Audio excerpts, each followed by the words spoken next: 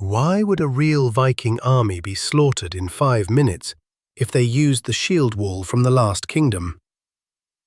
You've seen it 100 times on the show. Uhtred screams for a shield wall, and suddenly his men lock their shields together, edge to edge, creating this perfect, unbreakable wooden fortress. It looks absolutely badass. But what I'm about to show you changes everything you think you know about Viking warfare. Because that famous Hollywood formation is actually a massive death trap. Think about it for a second. The show makes it look like a giant rugby scrum, two solid walls of wood just violently smashing into each other, with guys blindly poking swords through tiny gaps. It makes for great television, but physically, it makes zero sense. Let's start with the shield itself. When you watch the show, those shields look like heavy, thick oak doors that can take a beating all day long. But actual archaeological finds tell a completely different story.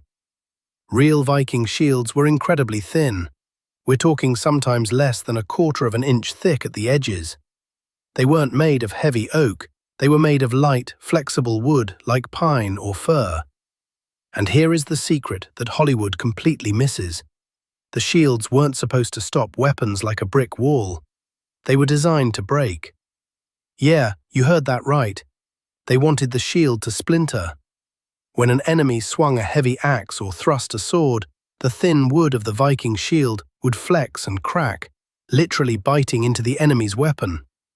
Once that blade was stuck in the wood, you just twist your shield, wrench the weapon right out of their hands, and they are completely defenseless. You can't do that if your shield is locked into a rigid wall with the guy standing next to you.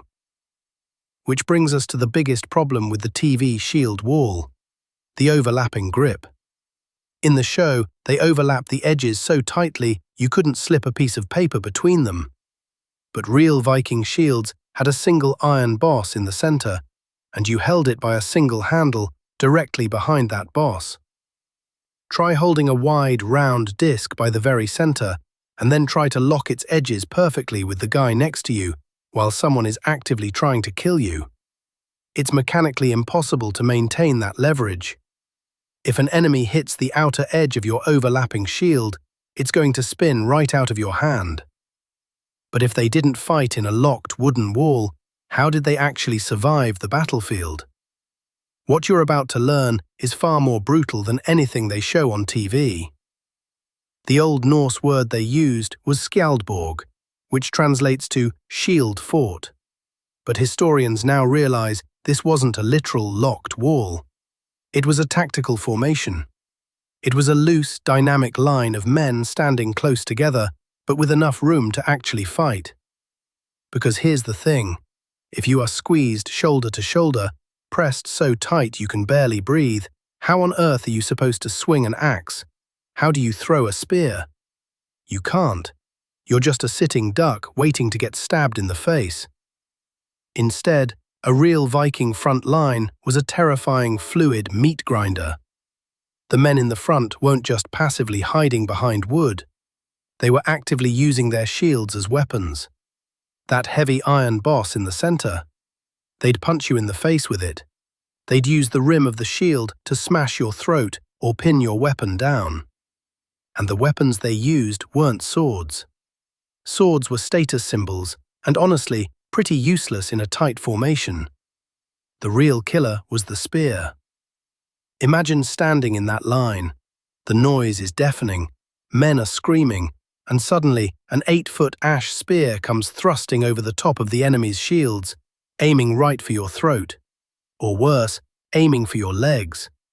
Because the TV shows always forget about the legs. Your round shield only covers you from your neck to your knees. The guy across from you knows this. The most common injuries found on excavated Viking skeletons aren't dramatic sword strikes to the chest. They are horrific, shattering blows to the shins and thighs.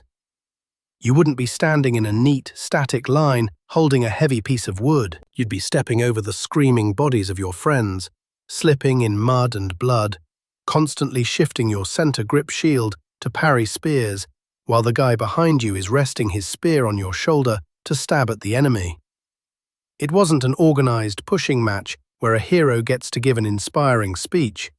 It was claustrophobic, chaotic, and unimaginably violent. The instant someone fell, the man behind him had to step into the gap immediately, or the whole line would collapse and everyone would be slaughtered. So, knowing how chaotic, exhausting, and dynamic a real Skjaldborg actually was, do you think you would have the stamina to survive 5 minutes in the front rank of a Viking battle line?